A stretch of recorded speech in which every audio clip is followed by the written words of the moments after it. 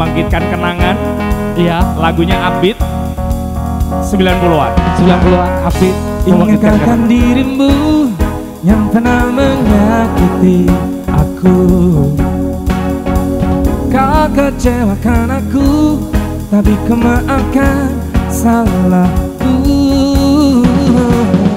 Kini berganti kisah, ku menyakiti dirimu. Tapi apa yang terjadi? Kau meninggalkanku. Semuanya. Izinkan aku untuk terakhir kalinya semalam saja bersamamu, mengenang asmara kita. Dan aku pun berharap semoga kita tak berpisah, dan kau maafkan kesalahan yang pernah ku buat. Ingatkan dirimu yang pernah menyakiti aku. Kau kecewakan aku, tapi ku maafkan salahmu. Ini berganti kisah, ku menyakiti dirimu. Tapi apa yang terjadi? Kau meninggalkanku. Taman Pintar semuanya. Izinkan aku untuk terakhir kalinya semalam saja bersamamu, mengenang asmara kita. Dan aku pun berharap semoga kita tak berpisah, dan kau maafkan kesalahan yang pernah ku buat. Mengapa kau begitu buraknya? Berpikir hanya dalam waktu yang sekejap mata. Tahu hanya bibirmu yang bicara, tapi hati kecilmu masih mencintaiku. Izinkan aku untuk terakhir kalinya semalam saja bersamamu, mengenang asmara kita. Dan aku pun berharap semoga kita tak berpisah, dan kau maafkan kesalahan yang pernah ku buat. Izinkan aku untuk terakhir kalinya semalam saja bersamamu, mengenang asmara kita. Dan aku pun berharap semoga kita tak berpisah, dan kau maafkan kesalahan yang pernah ku buat. Dan kau maafkan kesalahan yang pernah ku buat. Dan kau maafkan kesalahan yang pernah ku buat.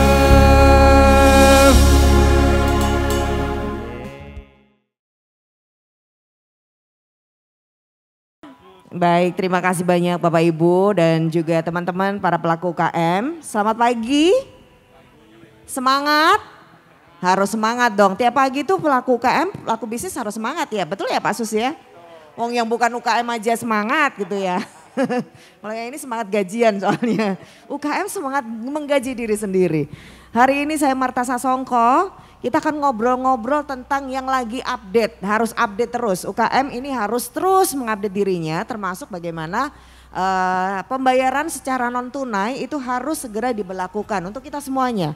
Tapi kalau kita bicara non tunai hari ini sudah tidak asing lagi Beda dengan sekian tahun yang lalu apalagi sebelum pandemi. Orang tuh masih ragu-ragu tapi hari ini udah biasa banget sebenarnya. Nah maka sudah hadir bersama kita, ini saya merasa hari ini bahagia banget karena paling cantik.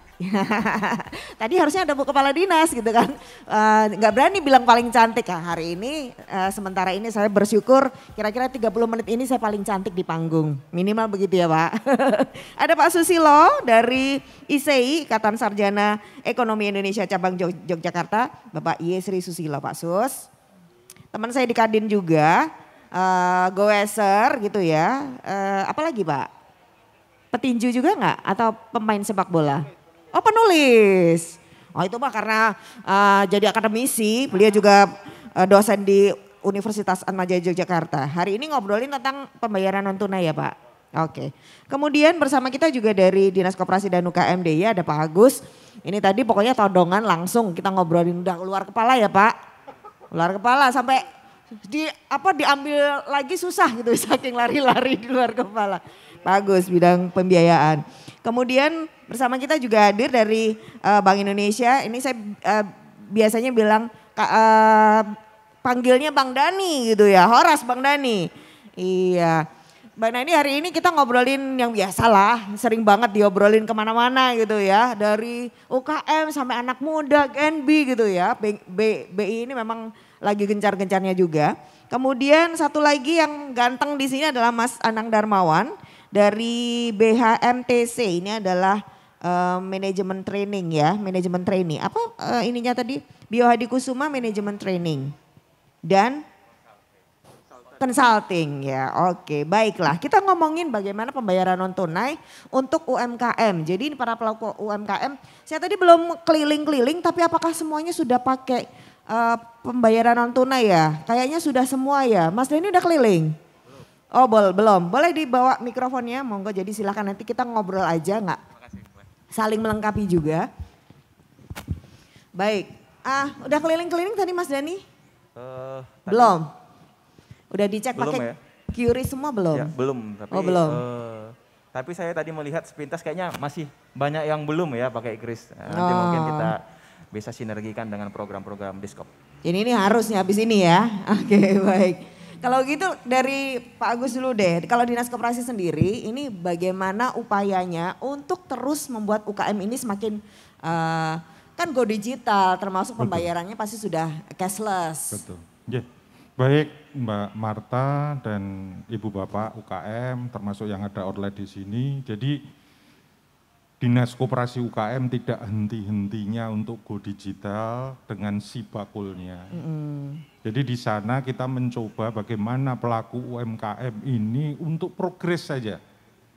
Itu supaya dia tahu pernah mengikuti pelatihan apa dan lain sebagainya. Kita rekod untuk digitalisasi. Ada barcode yang akan menilai tentang hal itu. Setiap kali pembinaan kita, pembinaan kepada pelaku UMKM, entah itu pembayaran apapun, kita arahkan ke pembayaran non-tunai, cashless. Jadi itu yang kita dorong, kemudian kita dorong dengan perbankan juga, dengan Bank Indonesia juga, selalu kita bekerja sama juga dengan Bank Indonesia, dengan kelas-kelas kalau di Bank Indonesia itu QRIS. Jadi kanal pembayaran satu, bisa dari mana saja satu. Nah itu supaya UMKM kita juga melek digital, melek pembayaran non-tunai. Satu lagi, selalu pelaku UMKM ini terkait dengan pengajuan pembiayaan pendanaan. Dengan dia ada QRIS, selalu kan ditanyakan catatan keuangan. Betul. Tidak harus yang manual, tapi dengan QRIS, histori atau rekam transaksi itu akan kelihatan. Jadi kayak rekening korannya itu sudah menjadi pembukuan gitu ya? Nah di situ pihak perbankan manapun akan bisa melihat, oh track recordnya, transaksinya sudah kelihatan ternyata tidak masalah dan lain sebagainya, lebih memudahkan. Tidak diminta lagi kaitannya dengan catatan keuangan. Dan itu masih selalu kelas-kelas QRIS itu kita lakukan, kita dorong, memang tidak mudah. Satu tidak mudah, karena pelaku UMKM ini dari beragam. Kemudian yang kedua dari sisi jumlahnya juga banyak sekali. Ada 381 dan mayoritasnya masih pelaku usaha mikro. Mikro, rumahan gitu ya Pak. Iya, nah itu yang mungkin bagi kita selalu kita edukasi, kita lakukan pembinaan dan lain sebagainya, berjalan terus menerus, tidak instan, berkelanjutan, kerjasama dengan manapun, BI dan perbankan. Tapi ini juga sebagai masukan dari Pak Agus ya, walaupun mikri gitu ya, nggak cuma mikro, iya. Tapi kalau sudah dimulai dengan non tunai pembayaran ini sudah ada benefitnya, ada tercatat transaksi di sana yang kemudian bisa bankable buat mereka gitu ya Pak Agus ya. Ini yang perlu dicatat oleh pelaku UKM. Jadi jangan ragu-ragu, besok saja Pak, kan saya masih ini usaha kadang buka kadang tutup Pak. Iya. Usahanya kan masih gitu. Satu lagi yang benefit yang kita dapatkan saat ini, nanti Mas Dhani sudah bisa cerita banyak kaitannya dengan QRIS, itu kan kanal satu-satunya yang bisa menampung pembayaran non tunai dari manapun. Iya. Itu sudah sangat kelebihan, tidak harus banyak terkotak-kotak warna-warni gitu ya. Warna-warni ataupun apapun, dengan satu QRIS itu sudah bisa. Iya, gampang banget sekarang kan bayarnya nggak usah pakai dompet gitu, pakai handphone ya. Jadi tinggal di itu, nggak usah si merchantnya juga nggak perlu masang banyak logo gitu kan, tinggal satu aja barcode itu gitu ya. Mas Dhani betul ya? Kalau Bank Indonesia sendiri kan memang sudah meluncurkan gerakan pembayaran non tunai ini 2014 kalau nggak salah. Tapi kemudian jadi ada momentum ketika pandemi kemarin 2020 itu dengan QRIS. Nah ngomong-ngomong hari ini tuh gimana sih respon dari, apakah memang kemudian signifikan gitu setelah ya sudah harus non tunai gitu? Ya terima kasih Mbak. Jadi kalau kita buat gerakan nasional non tunai itu dari sekitar tahun 2014. Nah itu non tunainya itu belum yang pakai kris, mungkin bisa pakai uang elektronik, bisa pakai kartu debit, ya kartu kredit. Nah kemudian di tahun 2019 kita meluncurkan yang namanya kris, QR Code Indonesian Standard. Ini ya alat pembayaran yang menggunakan barcode gitu ya. Kenapa itu kita luncurkan? Karena sebelumnya itu banyak tuh fintech yang bermunculan, banyak e-commerce yang bermunculan, dan mereka itu punya sistemnya sendiri. Jadi mereka itu sistemnya masih eksklusif, bukan inklusif gitu ya. Ya cuman yang salah satu fintech cuman bisa menampung uang ya yang pakai aplikasi itu aja. Jadi nggak terintegrasi. Nah, Bank Indonesia sebagai otoritas sistem pembayaran, bagaimana sistem ini dia berlaku inklusif seperti uang kertas juga gitu kan, bisa diterima dimanapun. Jangan ketika kita masuk ke kasir kita harus nginstal lagi aplikasinya, jadi malah makin ribet itu teknologinya kan. Seharusnya kan teknologi ini makin memudahkan kita gitu kan. Nah Bank Indonesia menstandarkanlah QR Code pembayaran yang diinisiasi oleh fintech tadi dengan namanya KRIS, dan ini sudah menggunakan standar internasional juga gitu kan, sehingga nanti dia memungkinkan juga supaya ini diintegrasikan negara-negara lain. Nah kita juga sudah melakukan gitu ya, launching gitu ya, dengan negara Thailand, dengan negara Malaysia. Itu kalau Bapak Ibu misalnya menerima wisatawan dari Thailand gitu ya, ke sini gitu ya, kan Jogja ini daerah pariwisata juga ya. Nah Malaysia datang ke sini juga, mereka kalau belanja bakpia, belanja oleh-oleh gitu ya, mereka nggak perlu lagi tuh nyari money changer gitu kan. Mereka tinggal scan tuh barcode-nya tadi itu, kris-nya tadi itu, sudah bisa melakukan transaksi. Jadi saya warga negara Malaysia misalnya itu, mau belanja, pakai barcode itu udah terintegrasi sama kehabisan uang rupiah misalnya, cari money changer harus buka Google Map lagi kan, di mana nih jalan, cari Gojek kemana gitu ya, harus ribet gitu kan, malah nggak jadi tuh jadinya kan, belanja kan, dia tinggal pakai GoPay-nya aja gitu ya, GoPay-nya Malaysia, OVO-nya Malaysia atau BCA-nya Malaysia gitu ya, banknya Malaysia, ya udah tinggal transaksi pakai kris. Itu menjadi salah satu kemudahan juga. Dan progresnya sampai sekarang gitu ya, kita di tahun 2019 meluncurkan, 2021 kita punya namanya program 12 juta merchant kris. 12 juta merchant kris. Jadi itu targetnya BI untuk ada 12 merchant. Ya, dan alhamdulillah per Desember 2021 kemarin achieve 14 juta. Wow. Iya, 14 juta. Dan sekarang itu sudah 17 juta merchant yang menggunakan kris di seluruh Indonesia. Kalau di DIY kita ditarget sekitar 311.000, kemarin achieve sudah sekitar 350.000, sekarang udah 380.000 mungkin. Wow, keren dong. Tepuk tangan dong buat kita. Bukan BI loh, karena kita sudah ada di sana. Jadi kenapa sih urgensi gitu kan? Kalau saya melihatnya ini dari kacamata pribadi ya. Jadi sistem pembayaran ini gitu ya, nanti akan mengalaminya namanya demokratisasi. Maksudnya adalah pembayaran itu nanti bebas. Kamu mau pakai apa? Mau pakai uang kertas bebas, mau pakai uang non tunai bebas. Nanti mungkin kalau di negara lain ada yang pakai kripto ya, mungkin yang udah melegalkan ya. Kita masih mengilegalkan gitu ya, bebas gitu kan. Jadi masing-masing orang itu punya preferensi masing-masing untuk melakukan pembayaran. Dan kita sebagai pedagang, sebagai UMKM, kita nggak bisa membatasin mereka mau pakai apa, gitu kan? Kita nggak bisa membatasi mereka. Misalnya nih, saya sebagai kaum milenial yang terlalu akrab dengan handphone, saya update status pakai handphone, terbiasa dengan media sosial, kemudian juga saya punya mobile banking di sana, punya fintech juga di sana ya, aplikasi fintech untuk melakukan pembayaran. Ketika saya misalnya mau melakukan belanja gitu ya, mau bayar, saya tanya dulu tuh, bisa pakai kris nggak, gitu kan? Bisa non tunai nggak? Ternyata si pedagang itu dia hanya menyediakan tunai, gitu kan? Di sini mas hanya bisa tunai, gitu kan? Nah, oke lah, mungkin dalam satu momen itu ya nggak apa-apa lah ya, saya bayar tunai. Tapi karena kita sebagai pedagang nggak siap, nanti pembeli itu akan nggak datang lagi ke situ, karena mungkin ya di situ nggak bisa non tunai. Atau terus dia nggak jadi beli, nggak bawa duit. Beli, gitu kan? Iya, karena kan? memang kebiasaan habit sekarang itu ya, habit anak-anak muda sekarang gitu ya, mungkin yang kaum mageran gitu ya, kemana-mana itu nggak bawa handphone gitu kan, uangnya paling di dompet ya paling cuma 10.000, 20.000 untuk parkir gitu kan, nggak siap nih untuk beli barang yang harganya mahal, atau mungkin ya untuk memfasilitasi kebiasaannya mereka yang hedon, gitu kan. Padahal kan kalau kita lihat ya, anak muda sekarang itu katanya nggak bisa beli rumah di Jakarta sana ya, nggak bisa beli rumah karena memang mereka itu orangnya konsumtif gitu kan. Tapi mereka orang itu konsumtif, tapi mereka itu belinya ya pakai online, beli non tunai gitu kan, bukan pakai uang kertas lagi, pakai uang logam gitu ya, pakai uang yang apa lagi gitu ya. Nah, mereka itu mengkonsumsikan duitnya itu ya biasanya pakai non tunai. Nah, itu menjadi trigger bagi Bapak Ibu sekalian yang pedagang gitu ya, UMKM, untuk menyediakan lah gitu ya, minimal menyediakan. Ya kalau misalnya ada yang pakai ya silahkan gitu kan. Kalau misalnya ada yang pakai non tunai, pakai yang tunai juga silahkan juga. Ini bukan nggak mewajibkan seperti kartu tol gitu ya. Ya kita memfasilitasi lah seperti itu.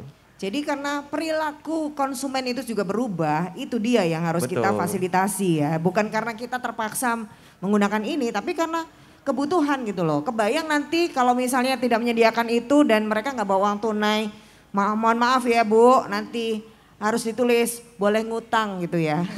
Habisnya nggak bisa bayar, aduh saya nggak bisa pakai kris gitu kan. Jadi ngutang dulu boleh nggak Bu? Wah itu bahaya ya Pak Sus ya. Pak Sus memang kalau di lapangan itu seperti apa sih teman-teman ISE ini juga mengamati perkembangan perilaku konsumen maupun para pelaku UKM-nya untuk menerima, mengadopsi teknologi cashless ini Pak Sus. Jadi kalau kita bicara pembayaran non cash ini suatu tuntutan ya.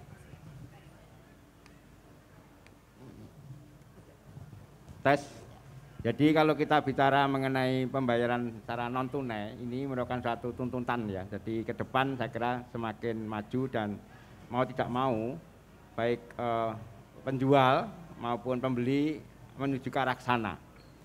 Tadi BI selaku dalam tanda petik inisiator didukung oleh, kalau saya lihat di Jogja dan perbankan khususnya Bank BPD dengan pemangku kepentingan yang lain termasuk ISE ini sempat dilibatkan dalam beberapa pengembangan kris.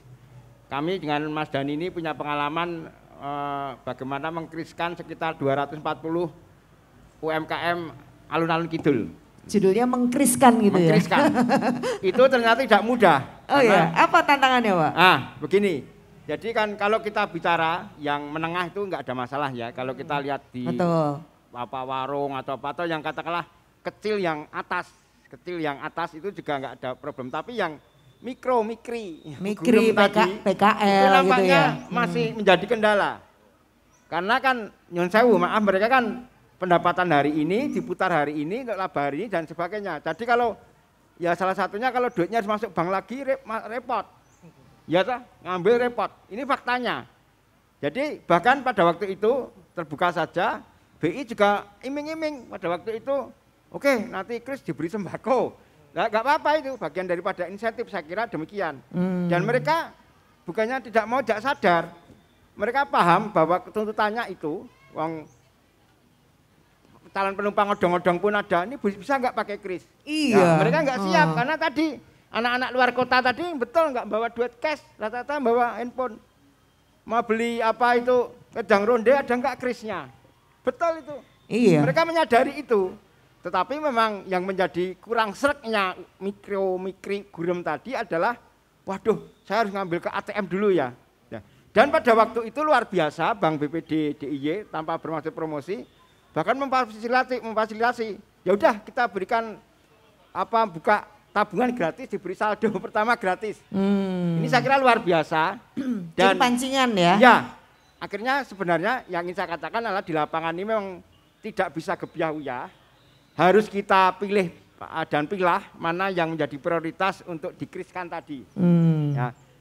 Yang kedua juga saya kira yang perlu diperhatikan juga adalah setelah dikriskan saya kira nanti baik perbankan maupun BI atau stakeholder secara kontinu harus meninjau kembali. Karena maaf kami kan ini komunitas goes, seringkali kemana-mana lah ke Imogiri kemana ini seringkali kalau kita beli, barcode-nya disimpan dulu, didelekke. Jadi harapannya tetap mereka kita bayar cash dulu. Kalau kita tanya, mana ini? Baru dikeluarkan gitu loh. Nah, ini juga fakta. Artinya jadi tetap merasa ini yang kedua bukan pembayaran pertama. Ini ya memang perlu edukasi lanjutan saya kira. Dan IC salah satu kami berkewajiban juga untuk mendukung program-program BI ini untuk ke sana. Jadi memang yang kelas mikro gurem bahwa Kris non tunai ini penting, tetapi memang mereka ada kendala-kendala tadi yang kita maklumi, mereka lebih prefer cash dulu sementara. Tapi mereka sudah tidak nolak kalau non cash gitu loh. Itu pernah ditanya nggak Pak? Kok disembunyiin gitu? Gimana? Atau pernah ditanya kok disembunyiin Krisnya gitu? Nah, iya karena dia prefer seneng cash dulu. Karena dia nggak perlu ke ATM dulu misalnya. Meskipun di daerah-daerah itu ATM BRI ataupun BPD sudah ada ya banyak ya di kota-kota kecamatan. Tapi intinya ya mereka tetap mantep cash segera untuk belanja kembali, untuk pulaan kembali, untuk masak kembali, untuk berjualan kembali gitu loh. Tidak repot-repot harus ke ATM begitu loh. Kira-kira demikian nih. Jadi di fakta di lapangan memang sekali lagi tidak bisa kita gebiah-uyah untuk kriskan ini harus kita pilih dan pilah. Makasih Mbak. Ada yang ketelingsot loh Pak Malan. Waduh mana ya? Boleh isi ya.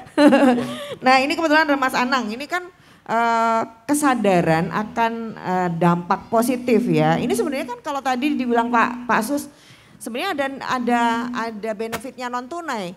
UKM ini kan belum pembukuannya tuh belum rapi gitu ya. Masih campur antara uang buat bisnis sama uang untuk kebutuhan sehari-hari. Nah sebenarnya ketika itu jadi di non tunai, ini kan otomatis agak kesulitan untuk sering ngambil gitu. Nah, apakah itu juga sebagai cara mengedukasinya teman-teman di lapangan untuk para trainer dan konsultan?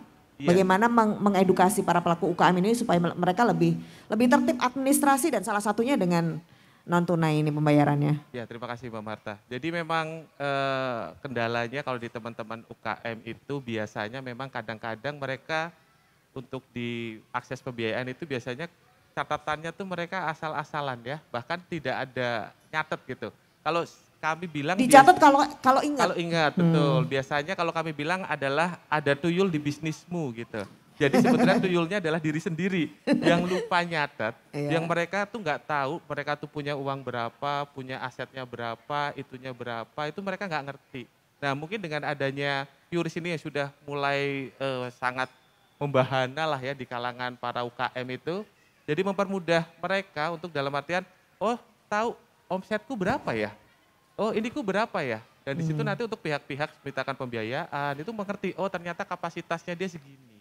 Oh ternyata omsetnya dia segini. Kalau dia bilang pengeluarannya segini, oh segini. Oh berarti mereka mampu kok untuk kita bantu biayakan, untuk itu kan, untuk kasih pembiayaan ataupun tambahan modal untuk memperbesar bisnisnya. Sebetulnya itu kalau teman-teman di UKM sadar itu adalah cara untuk mempermudah juga.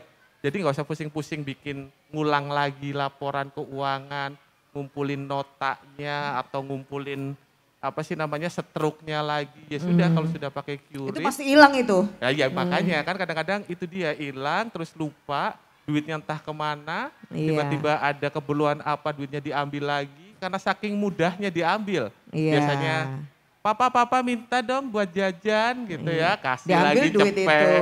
Kasih lagi oh ada yang kondangan mungkin. Tiba-tiba duit saya di mana? Bener. Oh kok nggak ada? Nah, kalau misalkan ada QRIS ini pribadi ini kan kemungkinan agak susah gitu. Jadi mungkin mereka akan ngambilnya agak susah, oh ya sebentar ya. Jadi mereka juga akan ngerti, oh nah kemarin diambil buat apa sih? Oh kemarin anak ambil, ini ambil. Jadi lebih tertata secara pembukuan keuangannya juga gitu. Sebenarnya sih, tidak langsung akan menjadi menata keuangan kita ya, memisahkan uang kita dengan apalagi kalau ini rekening khusus bisnis gitu ya untuk QRIS. Iya. Jadi tidak tercampur. Sebenarnya itu loh. tercampur. Saya pengen tahu yang di depan ini apakah ada pelaku UKM angkat tangan?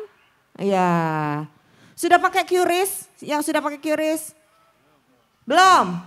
Sudah. Yang sudah angkat tangan. Oke, Yang belum? mantap. Oh ada satu, oke. Dua, oke. Ada yang sudah punya pembukuannya rapi? Iya. Wah, langsung ketawa. Ada yang masih campur, Bu? Iya. Wah, kayaknya duitnya banyak banget. Wah, kita punya duit banyak nih mah hari ini gitu ya. Ternyata duitnya campur gitu ya. Baik, itu salah satu menjadi tantangan. Tapi juga sebenarnya kalau dari sisi konsumen ini penting banget Mas Dani. Tadi Pak Asus bilang nanti pembayaran apa gitu parkir kalau bisa. Itu tuh yang bikin sakit hati Mas. Tahu nggak kalau bayar parkir?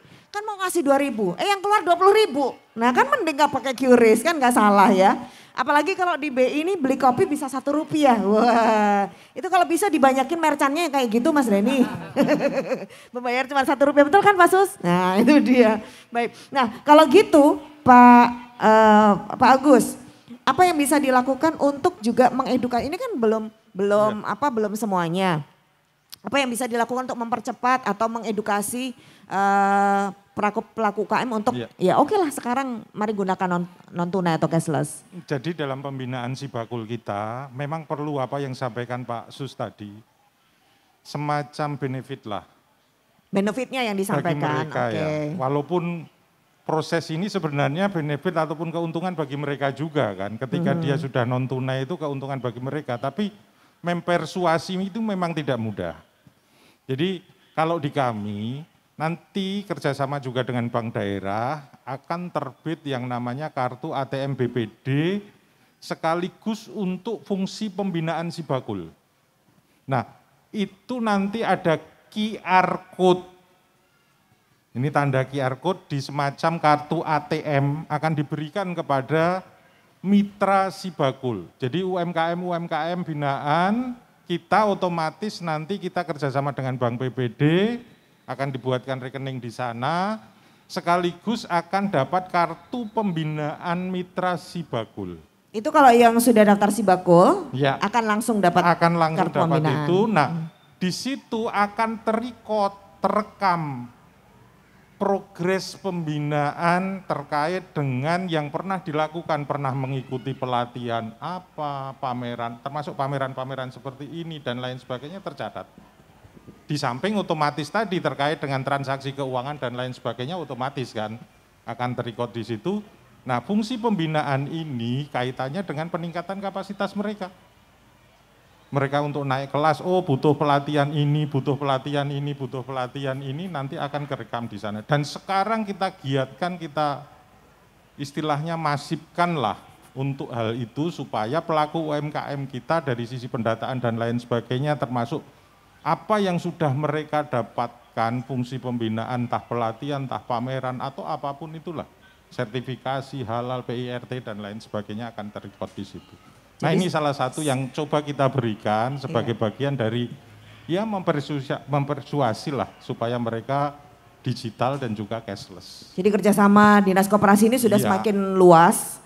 Tujuannya tetap akan mempermudah buat para pelaku UKM ya. Bahwa kami pemerintah daerah melalui Dinas Koperasi hadir dari sisi pembinaan supaya tidak istilahnya paselnya itu pencar-pencar bisa menjadi satu melalui Sibakul memang kita cangkokkan itu memudahkan pelaku UMKM untuk bisa mengakses. Siapa yang sudah ikut Sibakul? Angkat tangan. Kartunya ada enggak kalau ada? Ada Pak. Kartunya Sibakul ada? Ya. Iya, sudah ada kartu. Ya, di nanti ATM bisa dan Sibakul. bisa mendapat informasi lebih lanjut lagi ya Pak Iya. Agus ya. Iya. Oke, jadi nanti itu ketika sudah ikut Sibakul dapat lagi tambahan benefit ya. Jadi dapat kartu mitra dan kemudian nanti bisa dibantu juga untuk cashless-nya ya. Mas Denny, ini ngomong-ngomong tuh QRIS itu bayar nggak sih? Mungkin itu juga salah satu kendala, wah nanti ada biaya adminnya mas, mahal mas gitu. Ya kalau buat kris itu gratis pasti Mbak. Yang penting punya rekening. Yang penting punya rekening sama KTP. Ya udah langsung daftar tuh ke banknya gitu ya, yang terdaftar, yang mendapatkan persetujuan dari Bank Indonesia gitu. Jadi nggak perlulah ribet-ribet daftar. Tapi menarik tadi ya yang dikatakan Pak Agus tadi ya terkait Sibakul ini. Saya kemarin baru lihat sebulan yang lalu ya, saya baca hasil survei dari East Venture. Jadi dia di situ mengatakan bahwa kita ini tingkat digitalisasi kota Yogyakarta itu nomor 1 senasional. Weh, tepuk DIY tangan dong buat kita. DIY itu nomor 3, walaupun mungkin kita merasa yang belum terlalu ya, berarti mungkin kita di bawah kita masih banyak tuh ya. Nah, DIY nomor 3. Dan yang menarik di situ adalah yang membuat kita di tahun 2021 kemarin itu naik peringkatnya gitu ya, naik peringkatnya terkait digitalisasi, itu adalah Sibakul Jogja ini. Weh, Sibakul tepuk Jogja. tangan Dan buat ini Dinas Koperasi tercapture dong. ya, tercapture secara nasional ini Sibakul Jogja ini sebagai program unggulan DIY gitu ya. Yang meningkatkan literasi digital dari teman-teman pedagang. Kemudian memang ini ya, Sibakul ini kan sebenarnya kan program dari Dinas Koperasi UMKM ini untuk menguatkan dari sisi kapasitas ya Pak ya.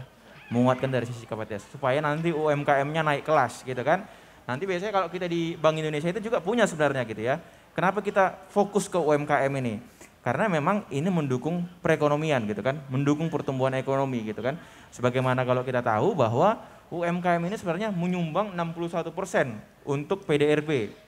Tenaga kerjanya 97%. Untuk UKM ekspor kita itu menyumbang 12% pangsanya.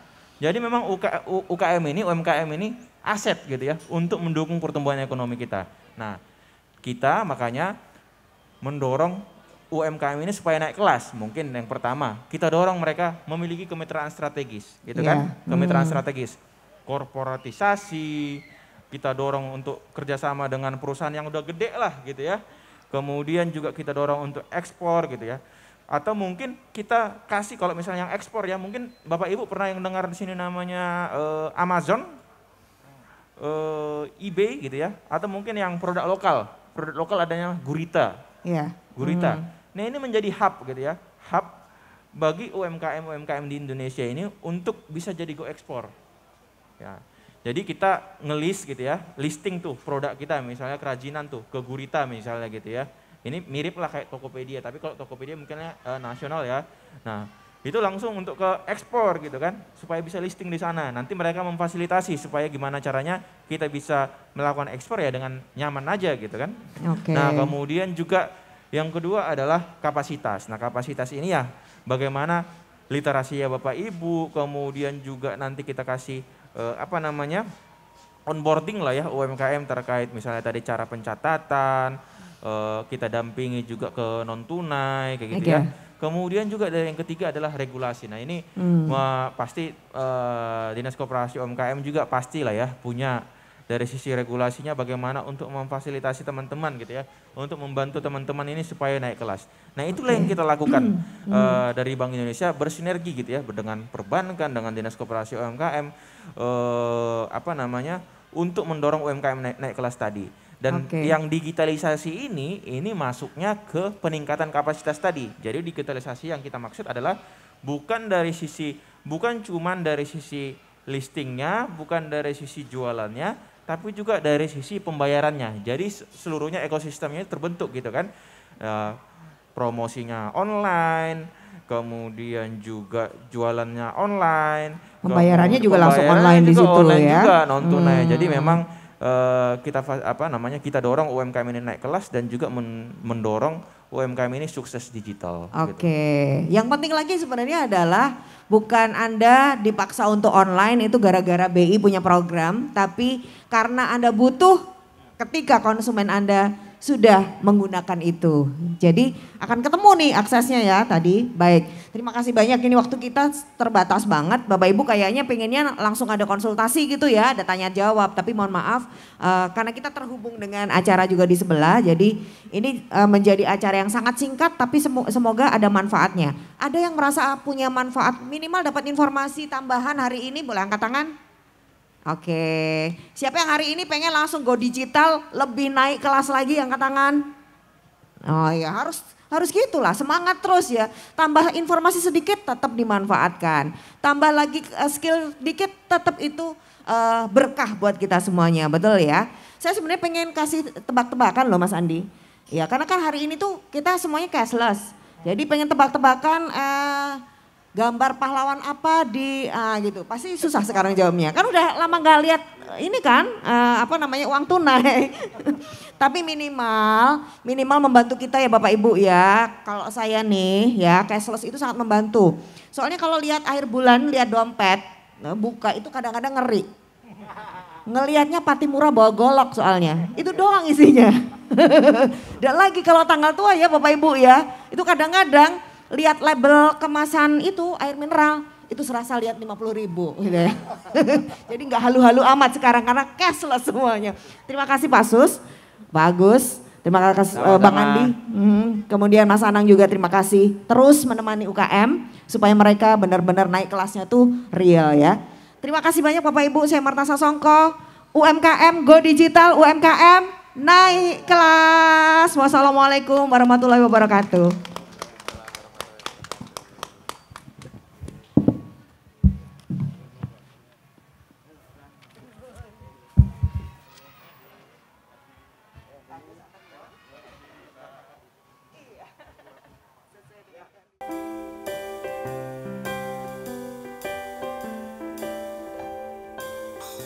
Kau yang paling setia,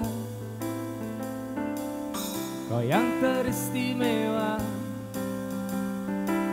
kau yang aku cinta, cuma engkau saja. Dari semua pria, aku yang juara. Dari semua wanita, kau yang paling sejiwa. Denganmu semua air mata menjadi tawa sekalian. Akankah kau selalu ada menemani dalam suka duka. Denganmu aku bahagia, denganmu semua ceria. Janganlah kau berpaling dariku, karena kamu cuma satu untukku.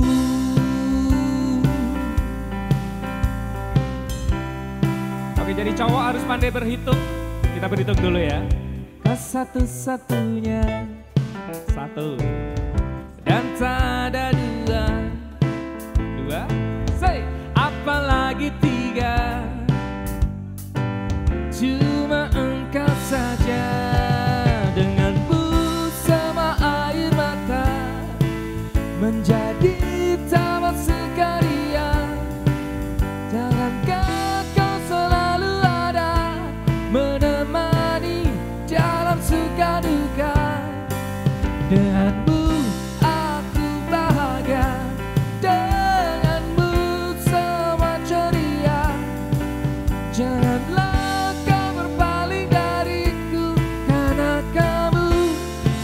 satu untukku.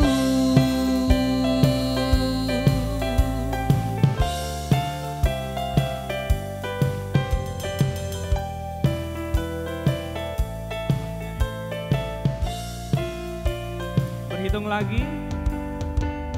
Kau satu-satunya. Habis itu dan tak ada dua, apalagi tiga. Cuma engkau saja.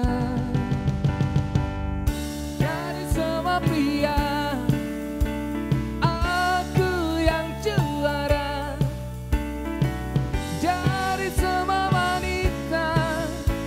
Dan